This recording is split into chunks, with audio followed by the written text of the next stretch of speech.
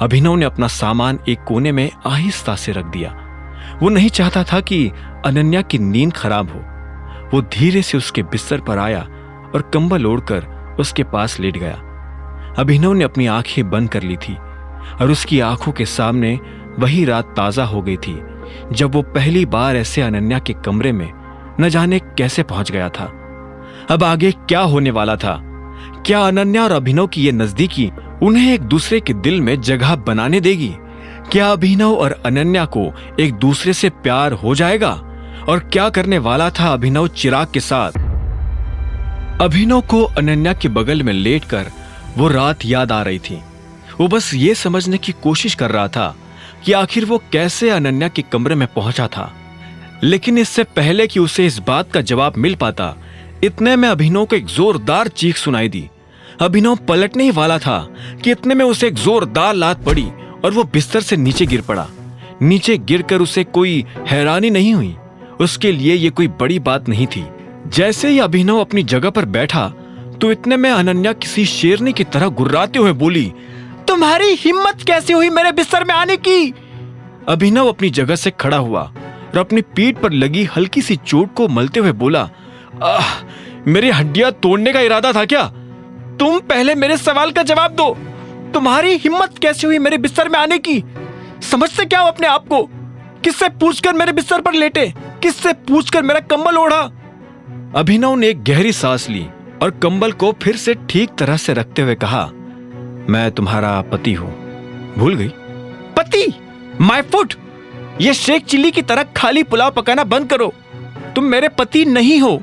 तुम मेरे सबसे बड़े दुश्मन हो और मैं तुम्हारी शक्ल भी नहीं देखना चाहती हूं। अच्छा, तो किसकी शक्ल देखना चाहती हो? उस झूठे चिराग की? तुम्हें पता भी है तुम किसके बारे में क्या बात कर रहे हो? चिराग के बारे में ऐसा बोलने से पहले तुम 100 बार सोचना। वो तुमसे 1 लाख गुना ज्यादा अच्छा है, समझे? अनन्या ने कहा और अपनी जगह से उठकर बाथरूम की तरफ जाने लगी।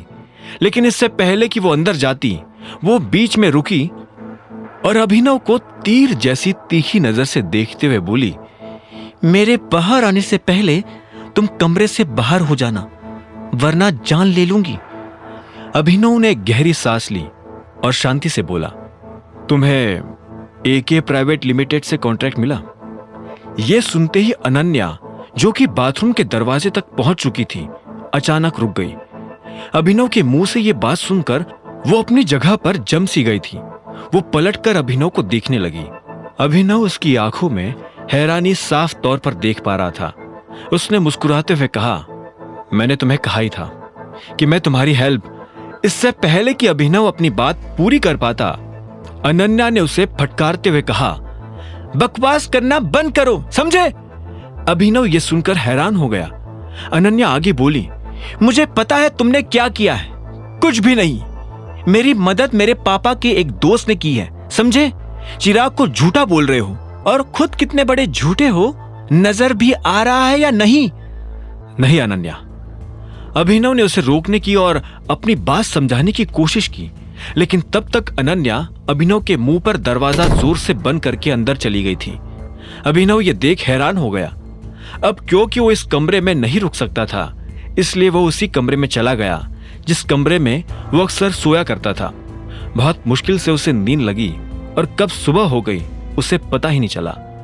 जब अभिनव तैयार होकर बाहर आया तो उसने देखा कि नाश्ता टेबल पर लग चुका था और अनन्या पहले से बैठकर नाश्ता कर रही थी। हरदेव पाल सिंह भी अपनी कुर्सी पर बैठे थे, इसलिए अभिनव भी चुपचाप अपनी कुर्सी पर आकर बैठ गया था। हरदेव ने कहा, मैंने सुना है कि अकरम ने कॉन्ट्रैक्ट साइन कर दिया है। जी दादाजी, अनन्या ने कहा। हरदेव ने धीरे से हाँ में सिर हिलाया और बोला, चलो अच्छा है, कम से कम तुम्हें अपना रास्ता तो बनाना आता है। मैं आज के बाद आपको कभी डिसअपॉइंट नहीं करूंगी। अनन्या ने जैसे ये कहा तो अभिनव उसकी शक्ल देखने लगा। अनन्या के चेहरे पर एक अजीब सी बेचैनी नजर आ रही थी। अपने दादाजी की नजर में अपनी खोई हुई इज्जत फिर से पाने के लिए अनन्या कुछ भी करने को तैयार थी। इतने में हरदेव ने अभिनव की तरफ देखा और बोले, तुमने कहीं काम करना शुरू किया? हाँ, मैं भी अकरम सर की कंपनी में ही काम कर रहा हूं। किस पोजीशन पर हो? Office assistant. यह सुनते ही शर्मिला जोर से हंस पड़ी। सभी लोग उसे इस तरह से हंसता देख हैरान हो गए, लेकिन शर्मिला रुकी नहीं। उसने हंसते हुए आगे कहा, तुम जैसे लोग ऐसे ही नौकरी करेंगे। वैसे चिराग तो हर महीने लाखों कमाता है, तुम कितना कमा लेते हो? अभिनव ने इस बात का कोई जवाब नहीं दिया। वो जानता था कि अगर वो अपनी तरफ से कुछ भी कहता तो शर्मिला उसे फिर से खाने को दौड़ती, पर अभिनव का कुछ न कहना भी उसे बहुत भारी पड़ा। शर्मिला ने कहा, क्या हुआ, कुछ बोला नहीं जा रहा? हाँ? शर्मिला रुकने वाली नहीं थी। ऐसे में हरदेव बीच में आया और बोला, बस ठीक है शर्मिला, हम लोग खा रहे हैं और खाते वक्त हमें इस तरह की बातें नहीं करनी चाहिए। उसकी बात सुनते ही सब लोग चुप हो गए थे। अभिनव जल्दी से अपना नाश्ता खत्म करके बाहर निकल आया था। वो शर्मिला को अपनी टांग खींचने का और मौका नहीं देना चाहता था। उसका मन तो कर रहा था कि अभी के अभी शर्मिला के घर जैसे 100 घर खरीदे और शर्मिला जैसे लोगों को उनकी औकात दिखा दे, लेकिन वो ऐसा नहीं कर सकता था। उसके पास शांति रखने के अलावा और कोई चारा नहीं था। आगे की कहानी जानने के लिए देखें अगला एपिसोड सिर्फ पॉकेट एफएम के यूट्यूब चैनल पर, और द रिटर्न ऑफ टाइगर के सारे एपिसोड्स को सुनने के लिए डिस्क्रिप्शन में दी लिंक से डाउनलोड करें पॉकेट एफएम ऐप।